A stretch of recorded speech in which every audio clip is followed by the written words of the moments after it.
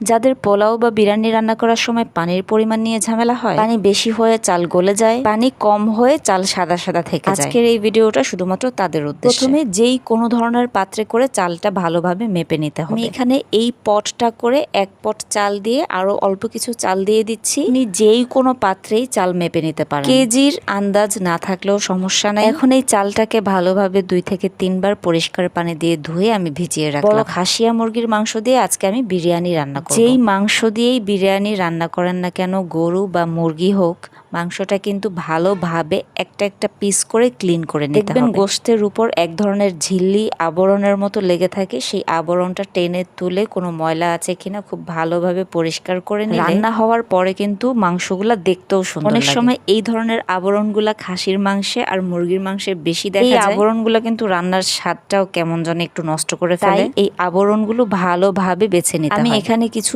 পেঁয়াজ গোল গোল করে কেটে নিব, আর এই গোল করে কাটা পেঁয়াজটা আজকে আমি বেরেস্তা করব। প্রথমে একটা কড়াইতে তেল গরম করে পেঁয়াজটা বেরেস্তা করে তুলে রেখে আলুটা ভেজে নিব। সিম্পল ওয়েতে বিরিয়ানি রান্না করব, তাই আলুতে কোনো কালার ব্যবহার করিনি। রাঁধুনি বিরিয়ানির মশলা দিয়ে আজকে আমি বিরিয়ানিটা তৈরি করছি। বিরিয়ানি মশলার সাথে আমি আরো দিয়ে দিয়েছি এক্সট্রা কিছু গরম মশলা, আদা রসুন পেস্ট, লেবুর রস আর দুধ, পরিমাণ মতো লবণ। এই কড়াইতে জাস্ট 2 টেবিল চামচ তেলের মধ্যে পোলাওর চালটা ভালোভাবে ভেজে মাংসটা যখন রান্না হয়ে যাবে, সেই রান্না করা মাংসটার সাথে চালটা এখন ঢেলে ভালোভাবে নেড়েচেড়ে মিশিয়ে এখন পানির দেওয়ার পালা। এই অবস্থাতে চাল আর মাংস খুব ভালোভাবে নেড়ে মিশিয়ে নিতে হবে। পানিটা অবশ্যই আপনি যেই পাত্রে করে চাল মেপেছেন সেই পাত্রের দ্বিগুণ পানি দিবেন। আপনি যেই পাত্রে মেপে 1 পাত্র চাউল নিয়েছেন সেই পাত্রতেই মেপে 2 পাত্র পানি দিবেন। আমি এখানে কিছু বাড়তি চাউল ইউজ করেছিলাম, লাইক 2 মুঠের মতো। সেটার জন্য কিন্তু আমি বাড়তি পানি দিইনি, কারণ মাংসেতে কিন্তু যথেষ্ট ময়েশ্চার ছিল। মাংসের সাথে চাউল দিয়ে পানি দিয়ে এই অবস্থায় একবার বলক উঠলে আগুনটা আমি নিভিয়ে দিব।